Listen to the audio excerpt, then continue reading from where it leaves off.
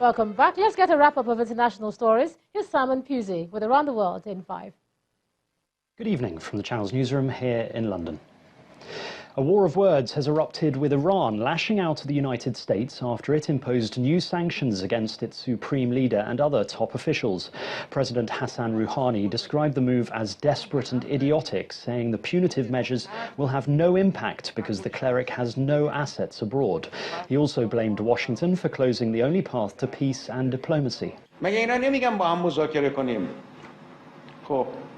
اگه شما راست میگید میخواید مذاکره کنید همزمان با مذاکره اون وقت دنبال اینید که وزیر خارجه رو هم تحریم کنید پس معلومه دروغ میگید. They'll either get the point or, as the president said, I think very cogently yesterday morning in imposing sanctions on the supreme leader, we will simply enhance the maximum pressure campaign further. Iran should not, and I repeat, should not interpret restraint as weakness. He would be making a very dangerous mistake.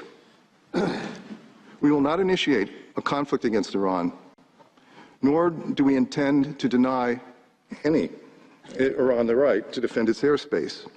But if Iran continues to attack us, our response will be decisive. President Trump hit back on Twitter, saying Iran's very ignorant and insulting statement put out today only shows that they do not understand reality. Any attack by Iran on anything American will be met with great and overwhelming force. In some areas, overwhelming will mean obliteration. A memorial service has been held in Ethiopia for the Army Chief of Staff who was killed in an alleged coup attempt. Sia McKinnon and a retired general were among senior officials shot dead on Saturday in what authorities say was a foiled plot to seize control of the Amhara region. Officials say the alleged attacker, the general's bodyguard, is being treated for gunshot wounds, contradicting an earlier claim that he was dead. In the UK, Boris Johnson says he's willing to leave the EU without a deal. The frontrunner in the race to become the next Conservative Party leader and Prime Minister reiterated his desire to deliver Brexit in October. While he expects to leave with an agreement, he says he's also prepared to walk away without one. It is vital as a country that we get ready to come out without an agreement if we must. He was also questioned about reports of a heated row with his girlfriend after images of the pair appeared in the press. He dodged questions about the apparent staged photograph during a live radio phone-in. When was it taken? Well, I don't listen. So that's a state secret. You're asking me. So that's a state secret when the picture was taken. So when was it taken? It's not a state secret. It just happens to be something that I don't want to get into. And on the issue of the Conservative Party leadership contest, he rejected any suggestions that Steve Bannon, the former White House chief strategist, has influenced his campaign. This is the biggest load of codswallop I have ever heard. He texts you regularly, he's giving you advice? Absolutely not. I complete codswallop. I met Mr. Bannon in the White House when he was Chief of Staff to the President, as you would expect, in the course of my duties as Foreign Secretary. Beijing has denied engaging in debt trap diplomacy, saying the accusations are ignorant of the true friendship between China and Africa. The comments came as President Xi Jinping held talks with his Ugandan counterpart. Yoweri Museveni is on a 4-day visit to the country to discuss trade and development projects. He praised Beijing's contribution to developing infrastructure, while China's top diplomat Wang Yi said projects must be sustainable and his country is not pursuing selfish geopolitical gains on the continent. Jamal Khashoggi's fiancée is calling for an international investigation into the journalist's murder.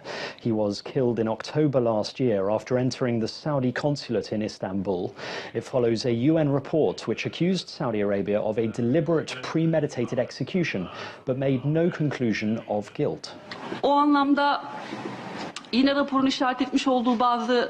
The Saudi government and Saudi administration seem to have eliminated some pieces of evidence, and within that scope, the investigation that is run in Saudi Arabia is not legitimate anymore. So there's an urgent need for an international investigation about this murder. And finally, SpaceX has launched its Falcon Heavy rocket from the Kennedy Space Center in Florida. 3, 2, 1, 0.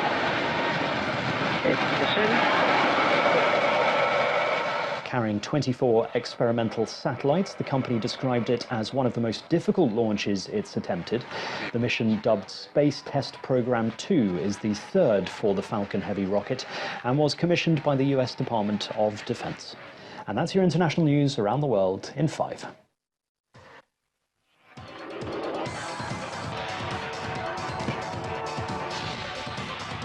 The Super Eagles of Nigeria will reach the round of 16 of the 2019 Africa Cup of Nations in Egypt if they beat the Stade National of Guinea in their second match of the tournament on Wednesday.